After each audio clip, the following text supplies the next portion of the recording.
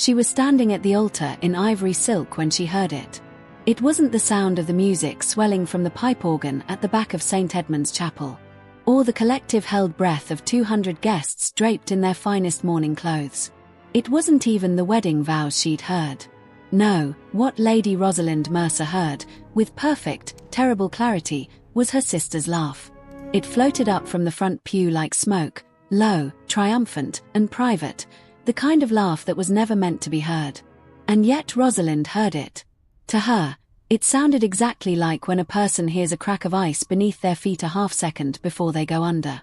She stood perfectly still, bouquet in both hands, honey amber eyes fixed somewhere between the candles and the cross and the magnificent stained glass that painted the morning light into something holy.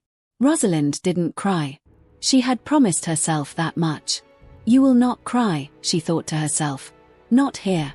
Not where she can see it. The organ swelled, ruining her thought process, and the processional continued.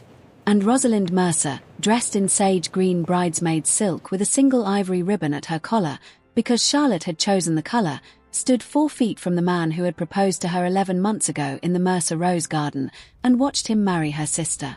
Sebastian Claremont, Duke of Claremont, was everything the Ton declared a man should be. Golden hair, cold blue eyes that could silence a room, broad-shouldered, and classically handsome in the exact same way that paintings were, beautiful and entirely without warmth. Rosalind had loved him anyway. God help her, she had loved him tremendously. He did not look at her once. She was grateful for that. And she hated herself for the gratitude. Charlotte glided down the aisle in white silk that caught every candle in the chapel. The embroidery at her hem was silver thread, so fine it looked like moonlight had been stitched directly into the fabric. Her dark hair was pinned beneath a diamond comb. Her light olive skin glowed against all that white, and every face in the chapel turned toward her with the particular reverence that beautiful women in bridal clothes always commanded. Society had always called Charlotte the striking one, the exotic one, the one whose appearance stopped conversations rather than joined them. Rosalind had always been the one who continued the conversation long after Charlotte had stopped it. It had never mattered less than it did right now. The vicar went on with the procession, asking them each the single most important question of their lives, to which they replied with, "I do." After, the rings were exchanged with the careful ceremonial gravity of a business transaction sealed in God's presence, and when the vicar pronounced them husband and wife, the chapel erupted. Rosalind clapped involuntarily. Her gloves muffled the sound. She clapped and smiled, and when Charlotte turned from the altar with her arm through Sebastian's, and her dark eyes found Rosalind's across the flower-strewn aisle, there it was again. That same, obnoxious smile. Fractional and private. The smile of a woman who had won something she had never been meant to compete for. Rosalind held her gaze for exactly 3 seconds. Then she looked away, because she was not going to give her sister the satisfaction of watching her break. Not in St. Edmund's Chapel. Not in front of 200 members of the Ton. Not today, and God willing, not ever. Welcome to the Duchess Drawing Room, where love is always worth the scandal. If you have never felt your heart ripped clean from your chest and handed back to you with a ribbon on it, stay with us. Because this story is about to do just that. Like the video, subscribe, and share it with someone who needs to know that sometimes the wrong ending is only the beginning. Happy listening. 3 years later, the rain came down like it had a personal grievance against the county of Surrey. It fell in cold, determined sheets over the churchyard of St. Bride's Parish, turning the gravel paths to dark rivers and drumming against the stone markers with a sound like impatience. Rosalind stood at her mother's grave and did not move for shelter. She was dressed in mourning grey, a pelisse of fine wool, long black gloves, a bonnet she had not bothered to straighten since the service. Her dark coily curls were damp at the edges. Her honey amber eyes were dry and very still. In her gloved fist, she held a folded note. She had read it 4 times on the carriage ride over. She did not need to read it again. She had it entirely memorized. Dearest Rosalind, I am afraid the weather makes travel quite inadvisable. I shall think of you both. Signed, your darling sister, Charlotte. Rosalind drew in a sharp breath. Charlotte had written the word both, as though their mother were still a person rather than a name being carved in stone. As though Charlotte's coach and four could not navigate rain. As though Rosalind were meant to stand here alone with the vicar and 2 footmen and a grief so large it had no shape yet, just a dense weight, pressing down through the crown of her bonnet into the cold ground beneath her feet. Fine, she thought, with the particular brand of quiet fury she had been perfecting for 3 years. Fine. She did not look up when she heard the footsteps on the gravel path. She assumed it was the vicar, come to offer carefully chosen words about God's plan and eternal reunion. But the person was definitely not the vicar. She became aware of the figure gradually, the way one becomes aware of weather changing. A presence, some feet away, at the neighboring plot. A tall man in a dark traveling coat, no livery, no attendants visible. His chestnut hair had gone dark with rain, his hat in his hands, and he looked down at a modest headstone with the expression of a man fulfilling an obligation that had arrived too late. He stayed there long enough that Rosalind registered he was not going to intrude. She looked back at her mother's stone. Then he turned to leave. And stopped. She felt his gaze before she saw it. That particular quality of attention. Not curious, not impertinent, but noticing. The way certain people look at something that arrests them against their own intention. She made a conscious effort not to turn her head. The footsteps, instead of retreating, crossed the wet grass. Slowly. Not toward her exactly. At an angle, the way a careful person approaches something they do not wish to frighten. And then they stopped, perhaps 3 feet to her left. He said nothing, and neither did she. The rain said everything, drumming against stone and earth and the brims of their respective hats, filling the silence between 2 strangers in a way that made silence somehow easier to occupy. After a long moment, without looking at him, Rosalind said, "You needn't stand in the rain on my account." There was a small pause before he spoke. "I'm not." His voice was measured. Northern European, she thought, the accent faint but present, the consonants precise. "I find I prefer it to the alternative," he continued. "Which is?" she asked, curiously. "Being inside," he answered grimly, and there was another pause. "With people who knew him." She finally turned her head slightly. He was younger than she had assumed, perhaps 8 and 20. Storm-grey eyes, looking not at her but at the middle distance. A jaw set with the particular tension of a man who has kept his expression controlled for so long he has forgotten what it costs him. "You didn't know him?" she asked. "I knew of him." He turned to look at her then, directly and without apology. "I'd like to think that there's a difference." "Yes," she said quietly. "I guess there is." They stood in the rain together for another 10 minutes. Not speaking, or leaving. When the vicar finally appeared on the path, Rosalind turned to go, and found, to her own bewilderment, that the leaving was harder than the arriving. She did not look back. She did not ask his name. And yet, in the carriage home, with Charlotte's note still in her fist, it was the stranger's silence she kept returning to. The way he had stood there without asking anything of her at all. Peculiar, she thought. Deeply peculiar. It was the Pembury Winter Musicale that ruined everything. Lord and Lady Pembury held the event every December in their Mayfair townhouse, and every December without fail, the ton dressed in its finest and packed itself into the long withdrawing room on the first floor, and pretended to listen to Mozart while conducting the real business of the season, which was observing everyone else. Rosalind had not intended to attend. She had been in the country since her mother's funeral, serving Lady Ashworth as a companion. Quiet work that kept her occupied, anonymous, and blessedly far from anything that required her to smile at Charlotte. But Lady Ashworth had decided on the Pembury Musicale, and where Lady Ashworth went, Rosalind followed. So here she was in the long withdrawing room in pale sage silk, watching Mozart be performed at, rather than listened to. She had a glass of ratafia she was not drinking, stationed near the far window, which gave her something to look at that was not other people. Suddenly, the murmur in the room shifted, the particular shift that happens when someone enters who reconfigures the architecture of a gathering without appearing to try. Rosalind had grown up watching her sister produce this effect and had learned to recognize it without looking for its source. But this time, she looked anyway. He was standing at the entrance with Lord Pembury, who spoke with the slightly elevated deference that men reserved for those above their station. The man himself appeared to be listening, though his eyes, storm grey, and at this distance unmistakable, were doing something different. They moved through the room with quiet, methodical attention, until they found her. And for one precise second, something crossed his face. It was too controlled to be surprise, and too present to be nothing. Lord Pembrey saw the direction of his gaze and turned immediately to facilitate an introduction, because Lord Pembrey was nothing if not socially assiduous. "Your Highness, may I present Lady Rosalind Mercer, currently in the service of Lord Pembrey, Lady Ashworth. Lady Rosalind, His Royal Highness, Prince Henri of—" "We have already met," Prince Henri said, cutting Lord Pembrey off, as he blinked in surprise. Rosalind's chin lifted just a fraction of an inch. "Have we?" she said. It was not quite a question. "I believe so," the prince repeated. "At a churchyard in Surrey. 3 weeks past." He held her gaze in a way that was direct and uncomplicated by performance. "You told me I needn't stand in the rain on your account." "And yet you did," she countered with a smirk of recognition. "Yes." The faintest thing moved at the corner of his mouth. "I did."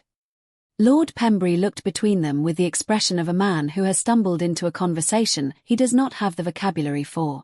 He recovered admirably. "Wonderful, I shall leave you to renew your acquaintance," he said, and withdrew with the grace of a practiced host. The silence that followed was different from the one in the churchyard. That silence had been filled with rain.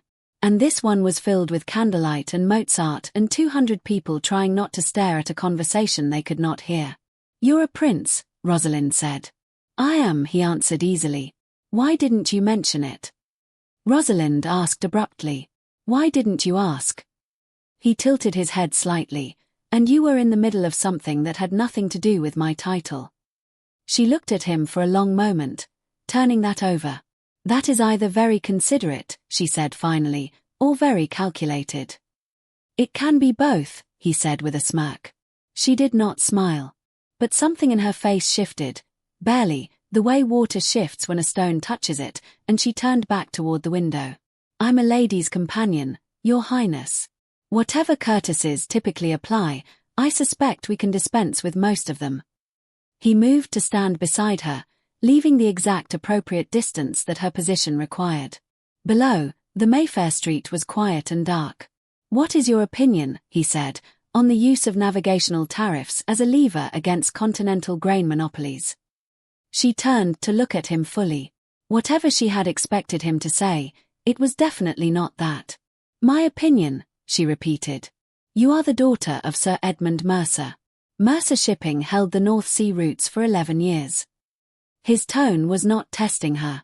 It was genuinely inquiring, the way a man asks something when he wants the answer rather than the performance of an answer. "I'm curious about what you think." The air around them had shifted. People were noticing. She could feel it, the incremental adjustments of posture that meant the ton had registered the prince at the window with the Mercer companion in the sage green gown. She didn't lower her voice. "I think," she said clearly, "that navigational tariffs applied without corresponding bilateral agreements are an excellent way to bankrupt your allies before your enemies have the chance to. Which is strategically redundant. But I imagine you already know that." The corner of his mouth moved. "I do.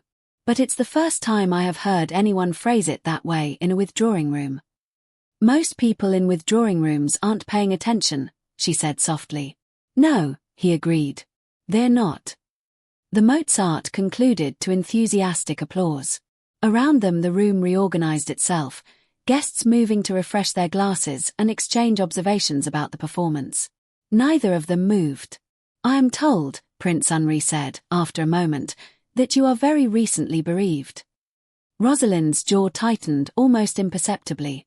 "Word certainly travels fast," she said finally.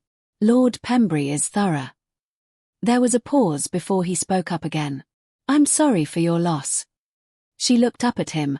"I wonder how true that actually is." This was not her being unkind, it was just her way of finding out the truth, because most people who said those words were sorry for their own discomfort in the presence of grief. Or are you just observing the appropriate form? He considered it. Actually considered it, with the seriousness of a man who found the distinction worth examining. "Both," he said after a while. The form exists because the feeling is real. I don't think they need to be separate. She looked at him for 3 full seconds. Peculiar, she thought again. Deeply, dangerously peculiar. The prince called the following Tuesday. She received him in Lady Ashworth's morning room, which smelled of old paper and dried lavender and the particular quiet of a house that had made its peace with being still. Her dark curls were pinned without ceremony. She had a shawl around her shoulders. Rosalind had clearly not expected him, which, she would reflect later, was entirely the point. You didn't send a card, she said. No. He sat where she indicated, without performance. No elaborate settling of coattails, no arrangement of cuffs. He simply Saturday. I thought you might find the anticipation more irritating than the arrival. And if I hadn't been in? She asked. Then I would have left. He said it with absolute evenness. And then tried again later. They talked for 2 hours. Not about the weather or the season or who Lady So-and-so's daughter was likely to marry by spring. They talked about Mercer shipping and continental trade, and books. He had read the same volume of political philosophy she had annotated so heavily the spine had cracked twice, and then they talked about nothing in particular, the way 2 people talk when the conversation has become comfortable enough to hold silence without explaining it. When he stood to leave, he picked up his hat and gloves and said, without preamble, I'll come again on Friday, if you'll have me. Rosalind looked at him across the morning room with its old paper smell and its dried lavender and its quiet, and felt something she had not felt in 3 years stir beneath her ribs. Something careful and dangerous and absolutely inconvenient. Friday, she said softly, more to herself than him. All right. He nodded once, and left. She stood in the morning room for a long moment after she heard the front door close. You are a lady's companion, she reminded herself firmly. You are nobody's answer to anything. You are not doing this. The shawl slipped off one shoulder. She pulled it back up. And then she crossed to the writing desk, opened the drawer, and stared at the folded note inside, the one written in Charlotte's precise and unbothered hand. I shall think of you both. She closed the drawer. Friday, she thought. And hated herself only a little for how quickly the week would pass. What neither of them knew, what Rosalind could not possibly have known, standing in that morning room with her shawl and her careful resolve, was that 20 miles away in Claremont House, in a room that smelled of firewood and slow time and the particular stillness of rooms where people are running out of it, the Duke of Claremont was dying. And he had asked to see her. The letter arrived on Thursday.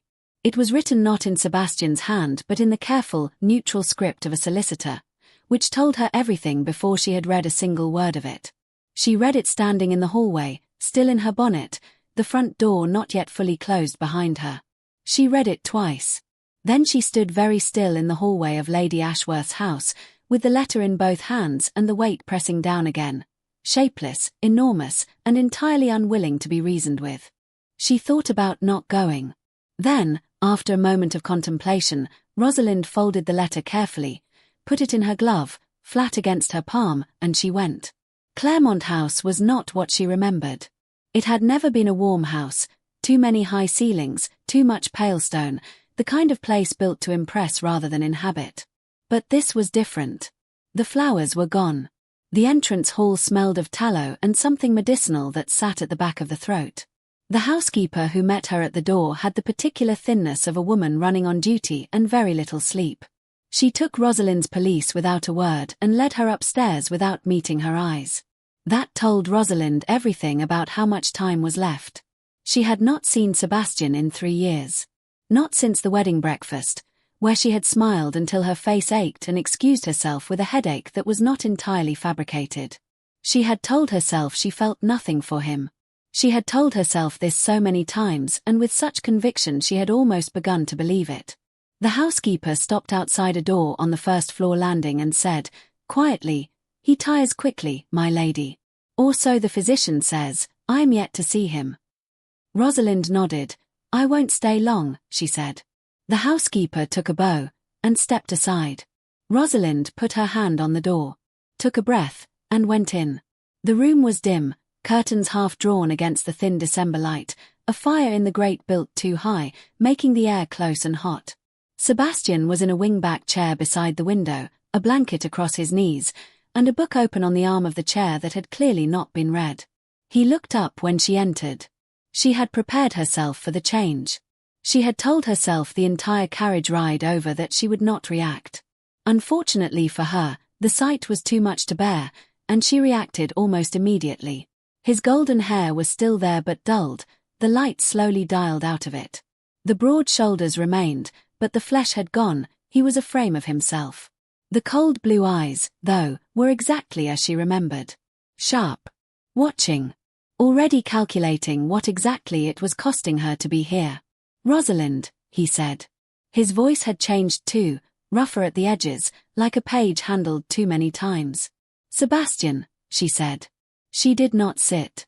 She stood near the door with her gloves in her hands and looked at him across the dim room, and she thought, with the sudden, vertiginous clarity that only the proximity of death could produce, how extraordinary it was that she had once believed this man was the whole of her future. "You came," he said. "Your solicitor was very thorough," she replied, forcing a smile. Something moved in his face. Not quite amusement, but also not quite guilt. Something in between, wearing the expression of a man who has run out of time to perform anything other than honesty. "Sit down, please. I'm not going to enjoy looking up at you for this."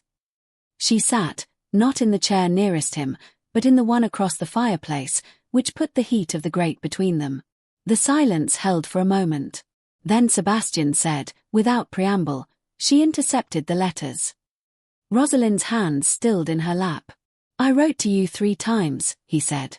"Before the engagement ended. I tried to explain, the debts, what had happened, why I couldn't, I wanted you to know it wasn't." He stopped and drew a careful breath. "Charlotte took them. All 3 letters. I didn't know until 6 months after the wedding, when I found the drafts I'd kept. I went to her, and she didn't deny it." The fire crackled. Outside, the December wind pressed against the half-drawn curtains. "The debts," Rosalind said. Her voice was very level. "Tell me about the debts." Sebastian told her. Though it took some time, he was precise about it. Amounts, creditors, the timeline, the way the situation had closed around him like water in a sealed room. Charlotte had come to his study one morning with their mother's inheritance documents, set them on his desk without a word, the way a person places a chess piece, and made her offer. He had sat there and understood he was looking at the only door left in the room. Rosalind listened to all of it. She didn't interrupt. And neither did she look away. When he finished, the room was very quiet. "Did you love her?" Rosalind asked. He looked at the fire for a moment. Then, "I learned to respect her.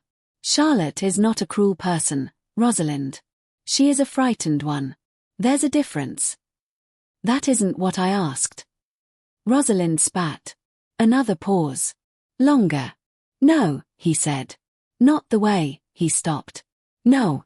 Rosalind looked at him across the fireplace, this man she had once pressed a rose from the garden into the hand of at 17, with the absolute conviction of someone who had never been seriously wrong about anything yet, and she felt grief. She had expected that. What she had not expected was how clean it was, how much simpler to grieve something when you understood its actual shape, rather than the shape you had assigned it in the dark. "Why now?" she said. "Why tell me this now?" His jaw tightened. "Because I'm dying, Rosalind. And I have very little interest in taking things with me that belong to other people." "Are you saying the truth belongs to me?" she asked. "The letters do," he said quietly. "Or they should have." She stood to her feet, then crossed to the window and stood with her back to him, looking out at the grey December garden. Bare rose briars, frost-silvered grass, a sky the colour of unpolished pewter. 3 letters. Written in his hand, sealed, and never read. 3 years of not knowing. She thought about Charlotte at the wedding breakfast, cutting wedding cake with the focused deliberateness of someone performing composure. She thought about Charlotte's note, "I shall think of you both," and the way those 5 words had encapsulated every wrong thing about their sisterhood. She turned around. "So where are the letters now?" Sebastian's expression shifted. "She has them. When I asked, she said she disposed of them." There was a pause. "I don't believe her though." Rosalind looked at him for a long moment. Then she picked up her gloves from the chair. "Thank you for telling me," she said. It was not forgiveness. It was not absolution. It was instead the acknowledgement of a debt that could never be fully paid, offered quietly, across a fireplace, to a man with a blanket across his knees and winter pressing at the curtains. And it was the most she had. She put her gloves on at the door, one finger at a time, and felt the distant ache of it. Her mother, who had died not knowing any of this. Who had sat at that wedding breakfast and pressed her knees together under the table, without a word. She had understood. She had never said so. "Rosalind," Sebastian said, behind her. She paused, but did not turn. "The prince," he said. "I hear he's been calling." She said nothing, and he continued. "He's a good man." His voice was rougher now, the effort of the conversation catching up with him. "Better than me. That's not a difficult bar, I understand. But I mean it as something more than a comparison." She turned the door handle. "Rosalind." He called her name again. Quieter now. Almost nothing. "Rest," she said. And she walked out. The cold hit like clarity. Rosalind walked to her carriage, climbed in, and sat with her hands folded in her lap as the landscape moved past the window in the grey and leafless way of December, and she thought about 3 letters she had never read. She thought about Charlotte at 17, standing in their mother's drawing room while Rosalind received compliments from their father's guests, and the look on Charlotte's face. That particular look, which Rosalind had always interpreted as boredom. She understood it differently now. She understood it as a door, closing. The carriage rolled on. And Rosalind Mercer, who had spent 3 years learning to need nothing, stared out at the winter and felt the particular fury of a woman who has finally been handed the full picture and found it worse, and more human, and more complicated, than she had imagined. She did not cry. But it was a near thing. Friday arrived, and Henri came at 11, as he had the previous 2 Fridays, and sat in the morning room with his hat on his knee and his storm-grey eyes doing what they always did, listening to everything she said and some things she didn't. She had told herself on Thursday night that she was not going to tell him about Claremont House. It was not his business. It was a closed chapter of a life that predated him entirely, and there was no reason to. Something happened, he said, about 20 minutes into a conversation about Portuguese trade routes that she had been using as scaffolding for the entire visit. She looked at him. "You're speaking faster than usual," he said. "And you only do that when you're managing something." She set down her teacup. "Do I?"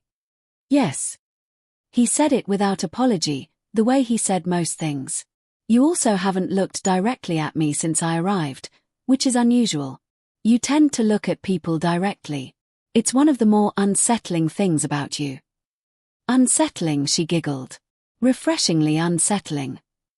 He corrected, and the corner of his mouth moved.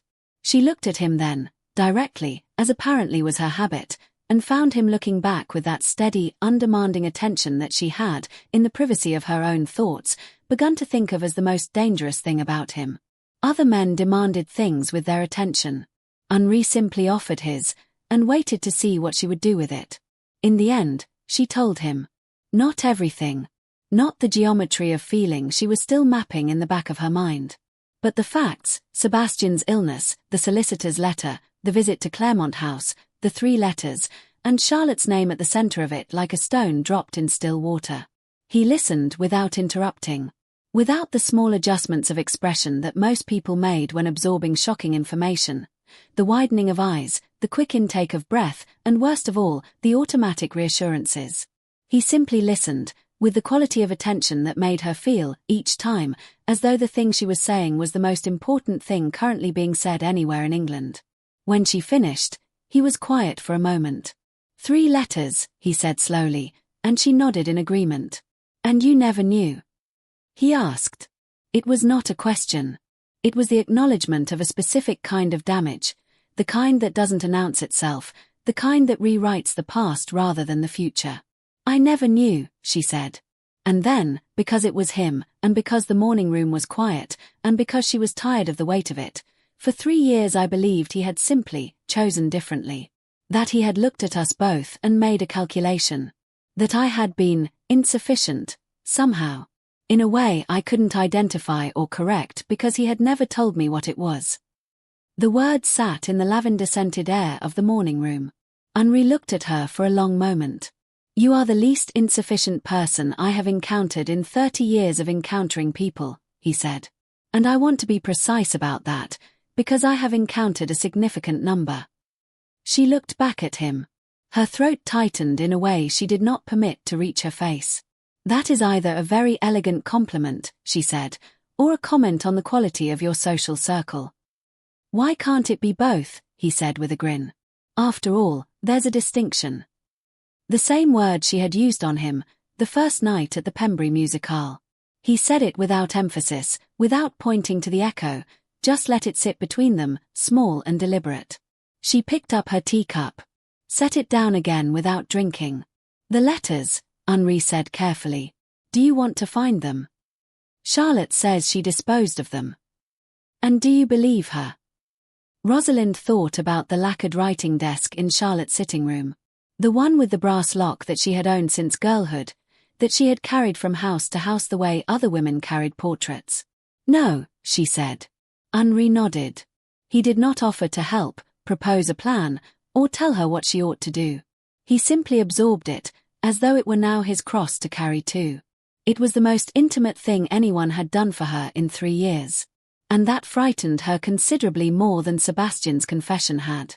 She quickly changed the subject. They talked for another hour, lighter now, the way air felt after rain. When he stood to leave, he put on his coat and gloves and then paused at the door. I have been asked by my counsel, he said, in the careful tone of a man choosing his words with deliberateness, to consider making my intentions toward you, or lack of them, formally known. In the interests of political clarity. Rosalind went very still. I see, she said. I want you to know, he said, that I find the framing deeply irritating. She looked at him. The intentions are not a political matter, he said. They are mine. And I would prefer to declare them in my own time, and on my own terms, to the person they actually concern. A pause. I thought you should know that the council exists. And that I find it irritating. She said nothing for a moment. The morning room ticked quietly around them. How many members, she said, does this council have? 7. And how many of them have met me? Not even one. Naturally. She reached forward and straightened the already straight sugar bowl on the tea tray, which gave her hand something to do. And what do 7 men who have never met me have to say about my suitability? A great deal, Henri said. Most of it concerned with your family's shipping connections and their proximity to certain continental factions. A pause. None of it, I should add, concerned with any of the things that are actually relevant. Which are? She probed. He looked at her for a moment. The fact that you argue like someone who intends to win but is genuinely interested in the counter-argument. The fact that you attended a graveyard alone in the rain and didn't once ask for comfort. The fact that you've spent 3 years being wronged by your family and have come out of it without becoming either bitter or broken. The room was very quiet. Rosalind looked at the sugar bowl. You're building a case, she said. He shrugged. I'm a methodical person. For what? She asked. He picked up his hat.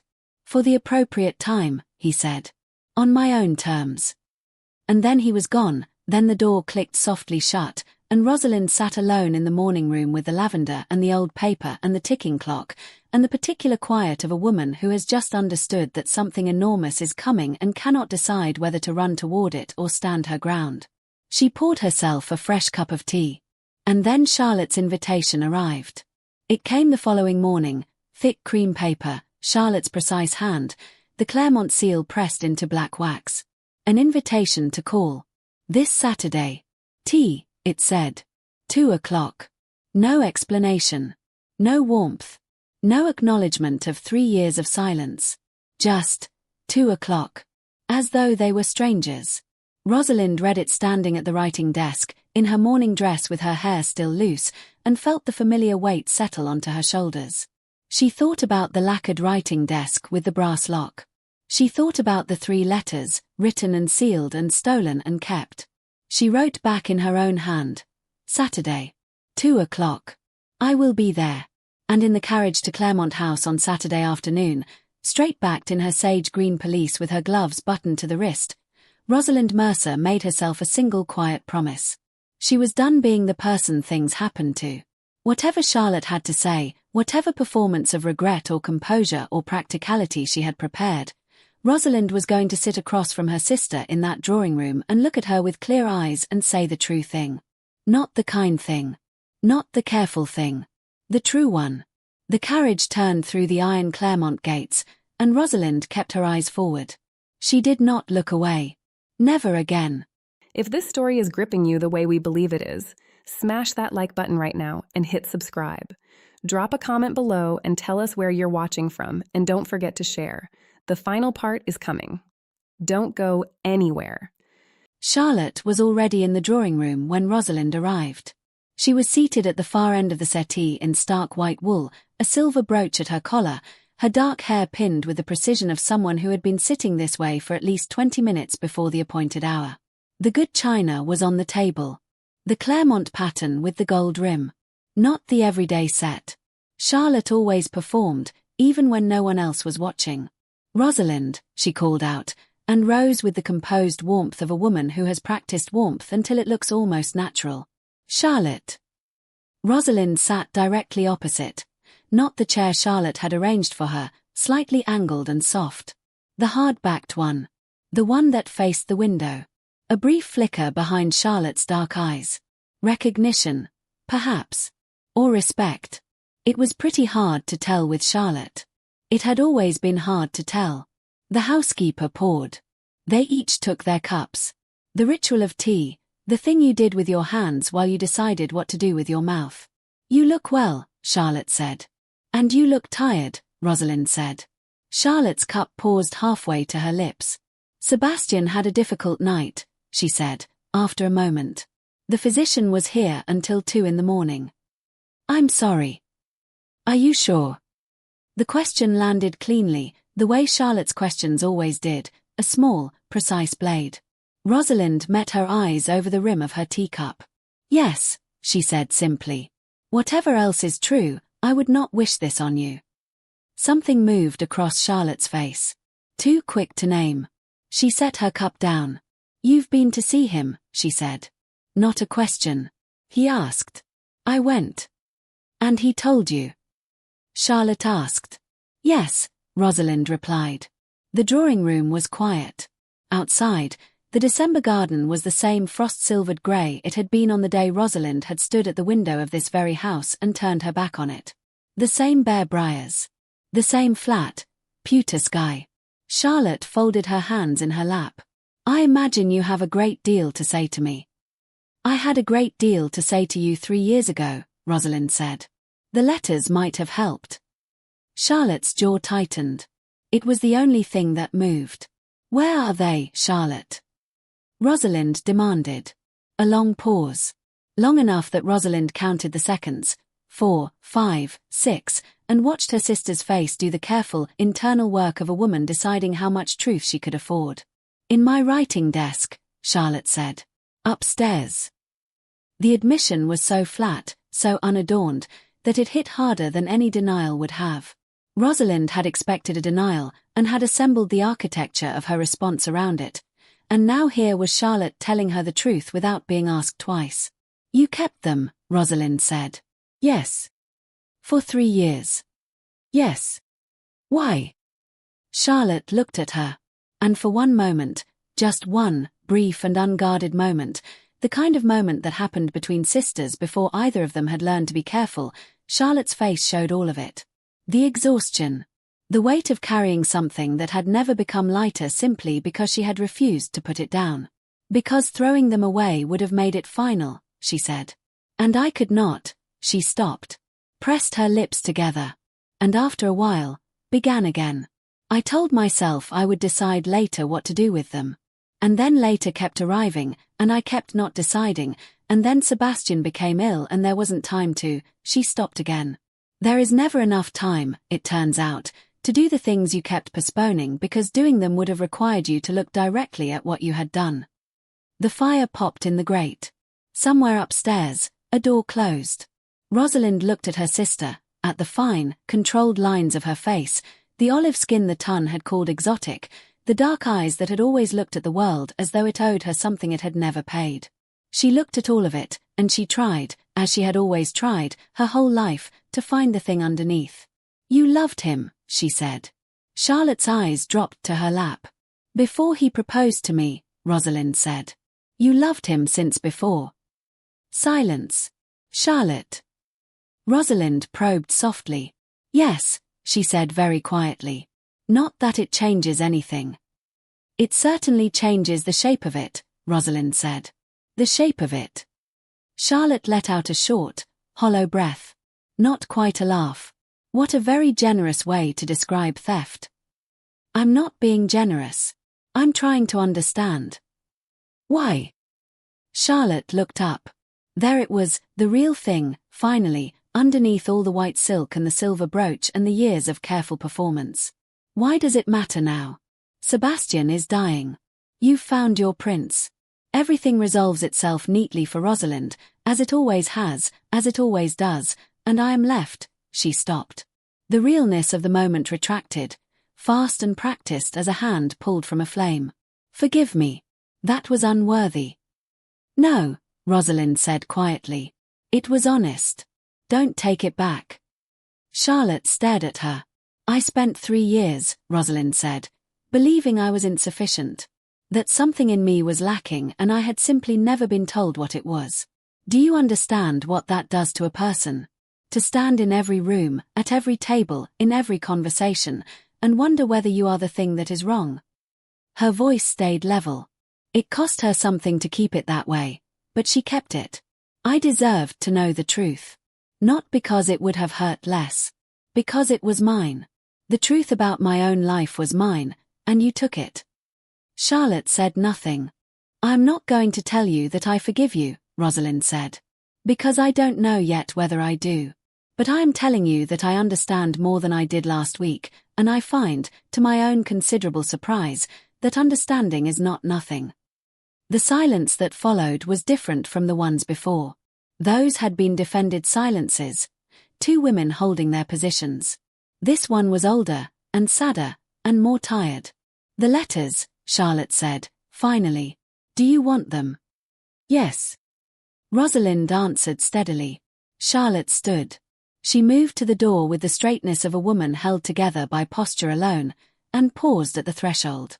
"I did not do it only for him," she said, without turning. "I need you to know that. I did it because I was so tired of being the one who stood beside you." Her voice was quiet, almost inaudible. "You never asked to be first. I know that. But you always were, and I was always adjacent. And I was so tired, Rosalind. I was so extraordinarily tired of it." She left the room. Rosalind sat alone with the cooling tea and the frost-silver garden pressing at the window, and thought about what it had cost Charlotte to say that. To say the words, "Your existence was the wound, and I finally decided to cut you out of it." She did not know whether that was forgivable. She suspected she would spend a long time finding out. Charlotte returned with a lacquered box. She set it on the table between them, produced the key from the silver chain at her wrist, unlocked it, and lifted the lid. There were 3 letters inside. Still sealed. Sebastian's crest in the wax. And beneath them, something Rosalind had not expected. A pressed flower. Small, dried to paper, still faintly pink. A rose from the Mercer garden. Charlotte said nothing. She simply closed the box again, with the letters and the flower inside, and slid it across the table. Rosalind picked it up. She held it for a moment, the brass lock cool against her palms, and thought about waiting, about choosing the time and the quality of light. She had waited 3 years. She could wait a little longer. She put the box in her bag. When she stood to leave, Charlotte stood also, and they faced each other across the low table, and Rosalind thought they must look, from the outside, like 2 perfectly composed women completing a perfectly composed visit. Only they knew what it had cost. "I'll come again," Rosalind said. "When Sebastian is..." She stopped. "I'll come again." Something in Charlotte's face broke, very slightly, and then reassembled itself so quickly that if Rosalind had not been looking she would have missed it entirely. "Yes," Charlotte said. "All right." Rosalind walked out into the cold. She sat in the carriage with the lacquered box in her lap all the way home. She didn't open it. Not yet. Henri received her note that same evening. He arrived the following morning at 9, early even by his standards, which told her he had understood that something had shifted. She brought the box to the morning room and put it on the table between them. "I'm going to open them," she said. "I wanted someone I trusted to be present. In case," she stopped for a short while, then pressed on. "In case they are not what I expect." Henri looked at the box. Then at her. "All right," he said, in the tone of a man who understands that the correct answer in this moment is not a complicated one. She opened the box, and took out the first letter. She broke Sebastian's seal carefully, with a thumbnail, the way you opened something you had been waiting for long enough that the opening itself needed to be done with some respect. She read it slowly and carefully. Henri watched her face while she read, not intrusively, but with the contained attention of a man who has learned that certain moments are ones to be present for. She read all 3. When she finished, she held them in her hands and looked at the middle distance. "He tried to tell me," she said. "He tried 3 times. A pause. "He is not blameless though. He should have come to me in person. But at least he tried." "Yes," Henri said. "And if Charlotte hadn't taken them," Rosalind stopped. "Yes," Henri said again. She looked at him. "Say something other than yes." "I'm waiting," he said quietly, "until you've found the end of the thought." She let out a breath. "If she hadn't taken them, I would have known. I don't know what I would have done. Perhaps nothing different in the end. But I would have known the truth, and I could have chosen." She set the letters down with the careful deliberateness of putting something to rest. That's what she took. Not him, but the choice. Henri was quiet for a moment. Then finally, he spoke. "I want to tell you something, and I need a moment to find the right words." She looked at him. "I met you," he said, 5 years ago. A salon in Vienna. You were 17 and you argued with me for 40 minutes about the maritime implications of the Austro-Hungarian grain agreements, and then you curtsied and walked away before I could ask your name." A pause. "I have thought about that conversation, with embarrassing frequency, for 5 years. I did not expect to find you in an English churchyard. I did not expect," he stopped. "I am not a man who believes much in providence. But I have been finding it difficult, these past weeks, to account for the sequence of events by any other means." The morning room was very still. "Vienna," she said. "Yes." The tall man who argued about grain policy. "Guilty," he admitted with a soft smile. "I thought you were insufferable," she laughed. "I was," he said. "I'm told I've improved." The corner of his mouth moved. Marginally. She pressed her lips together against something that was not quite a smile, and then it became one anyway because there was no stopping it. For one moment she let herself feel the full weight of it. The absurdity, the waste, the extraordinary crooked path that had brought them both here. "Ask me," she said. He looked at her steadily. "Ask you what?" "You said you were building a case." Her chin lifted a fraction of an inch. "I'm telling you the case is built." Something moved in his storm-grey eyes. Not surprise. More like the recognition of a moment that had been arriving from a long way off, finally arriving. "Rosalind Mercer," he said. "I have 7 counselors who find you politically inadvisable, a royal house that has opinions about your family's shipping routes, and approximately 30 years of being managed by other people's requirements." He leaned forward slightly. "Will you do me the extraordinary honor of making all of that considerably more complicated?" She looked at him. "Yes," she said. "Yes to which part?" He couldn't help but ask. "All of it," she answered. He reached across the table, and she put her hand in his, and neither of them said anything else for a moment because there was nothing that needed to be said. The clock on the mantel ticked on. Outside, the December light was thinning at the edges, going from grey to something almost silver. Not warm, not yet. But with the quality of change about it. The beginning of different weather. That evening, she wrote to Charlotte. "Not much, Just a single page. She said she had read the letters. That she understood more than she had. That Sebastian had told her Charlotte was not cruel but frightened, and that she believed him. But she didn't say she forgave her. And Charlotte would know the difference. Instead, Rosalind said, "I will come in the spring. When the garden is better. We can sit outside with a cup of tea and have a meaningful conversation, if you like." She sealed it without a ribbon. Just plain wax. She was not ready for the ribbon yet. 3 months later, in the light-filled chapel of the estate where Henri's mother had arranged the ceremony, she had taken one look at Rosalind and said, with the frank admiration of a woman long disappointed by rooms full of people, "At last. Someone interesting." Rosalind Mercer stood at an altar for the second time in her adult life. She was not in sage green this time. She was in ivory silk, the color she had watched her sister claim 3 years ago, while she stood 4 feet away and held her composure with both hands. She had chosen it deliberately. Not out of spite, but out of something quieter. The reclamation of a color she had let herself be frightened away from. Henri was waiting at the altar in deep navy with silver buttons, his storm-grey eyes finding hers as she walked toward him with the steadiness of someone who had walked a long road to get here. His expression, the one she had come to know best in 4 months of mornings and arguments and silences comfortable enough to live in, the one that said, "There you are," without saying anything at all. She took his hand at the altar. Behind them, in the third pew, sat Lady Ashworth, crying with magnificent disregard for her face. Beside her, Sebastian's solicitor, come on his behalf, because Sebastian had unfortunately not made it to spring.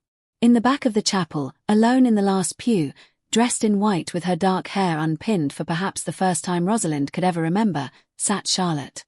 She had come uninvited, and she sat in the last pew with her hands in her lap and her dark eyes red at the edges, and when Rosalind turned at the altar, not because the ceremony required it, but because something did, she found Charlotte's gaze across the chapel. Charlotte held it for 3 seconds. Then she nodded. The acknowledgement of a woman who had learned, finally, the difference between losing and letting go. Rosalind turned back to Henri. "Ready," he said, low enough that only she could hear it. She looked up at him, at the storm-grey eyes and the face of a man who had stood in a graveyard without being asked, who had argued grain policy in Vienna and never forgotten the woman who walked away, who had dissolved a council of 7 with a quiet letter because some things were not political matters.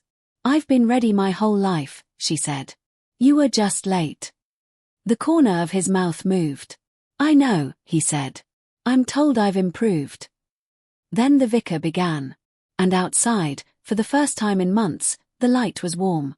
If you enjoyed this story as much as I enjoyed telling it, then do this one thing. Like this video, subscribe, and leave a comment telling us which moment hit you the hardest. Share this with someone who needs to believe that the right love always finds its way, even when it arrives through the back door of a churchyard in December. I'll see you in the next story.